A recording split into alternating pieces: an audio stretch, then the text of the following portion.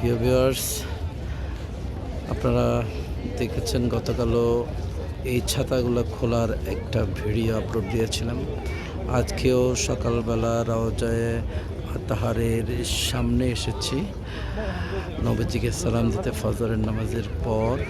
আপনারা জানেন এখানে প্রচুর গরম, সূর্য উঠতে উঠতেই প্রচুর উত্তপ্ত রোদ উঠে যায় এবং প্রচুর গরম। সেজন্য এখানে ব্যবস্থা করা হয়েছে বেশ কিছু ছাতার, যেগুলো স্বাভাবিক ছাতা থেকে আলাদা, অনেক বড় সাইজের, বিশাল এবং আলাদা একটা লোক রয়েছে। এই ছাতাগুলো মেশিনের মাধ্যমে খুলে মেশিনের মাধ্যমে বন্ধ হয়। আজকেও সেই ছাতাগুলো খুলছে। সকালবেলা ভোরে এই ছাতাগুলো খোলা হয় এবং সন্ধ্যার পরে এই ছাতাগুলো বন্ধ করা হয়।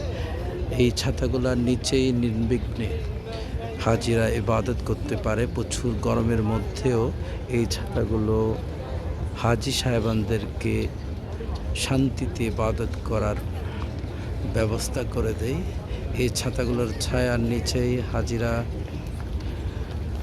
সালাত আদায় করে, ইবাদত বন্দিগি করে, জিকির আজকার করে। এই ছাতাগুলো এই মদিনা শহরে আসলে, মসজিদে নববীর প্রাঙ্গণে আসলেই এই ছাতাগুলা চোখে পড়ে। দেখুন, এই ছাতাগুলো প্রায় খুলে গেছে। সবাই এই ছাতা খোলার দৃশ্যগুলো ভিডিও করছে, আমিও করছি। অনেকটাই খুলে গেল এই ছাতাগুলা। সন্ধ্যায় আবার হয়তো বন্ধ করে ফেলা হবে যখন রোদ কমে যাবে।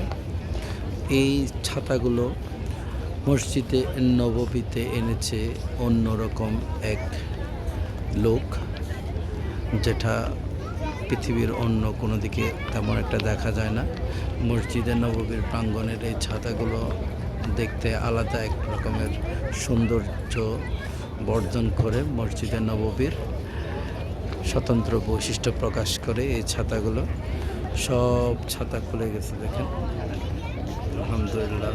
সূর্যের প্রখর রোদেও এই ছাতাগুলো হাজি সাহেবানদেরকে ছায়া দিয়ে যায়। দারুণ এক দৃশ্য। ভিডিওটি যদি আপনাদের ভালো লাগে, এই দৃশ্যগুলো সাধারণত দেখা যায় না। সকালবেলা আসলে এই দৃশ্যগুলো চোখে পড়ে মসজিদে নববীর প্রাঙ্গণ থেকে। সালাতু আসসালামু আলাইকা ইয়া রাসূলুল্লাহ। রাসূলকে সালাম দিতে এসেছিলাম সকালবেলা। অনেকেই দোয়া চেয়েছেন, আরজি দিয়েছেন, সব আরজি পেশ করেছি এবং নিজের জন্য কিছু আরজি পেশ করেছি। আমি নয়, শুধু এখানে লাখো লাখো মানুষ, যেদিকে থাকাবেন শুধু মানুষ আর মানুষ। এখন ফজরের নামাজ শেষ হয়েছে।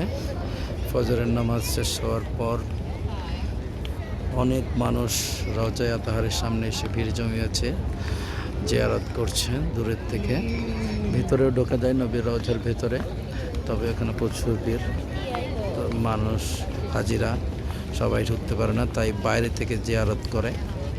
আমিও প্রতিদিন বাইরে থেকে জিয়ারত করি। দোয়া করবেন আল্লাহ যেন আমাদের এই রাসূলের দরবারে হাজিরিকে কবুল করে, আমাদের এই হাজিরি যেন রাসূলের দরবারে কবুল হয়, রাসূল যেন আমাদেরকে শাফায়াত করেন। উনি বলেছেন ওনার দরবারে আসলে, ওনার জিয়ারত করলে যে আসবে তার জন্য শাফায়াত ওয়াজিব হয়ে যাবে ওনার উপর। আল্লাহ যেন আমাদের এই সুপারিশ নসিব করেন। আসসালামু আলাইকুম ওয়া রাহমাতুল্লাহি ওয়া বারাকাতুহু।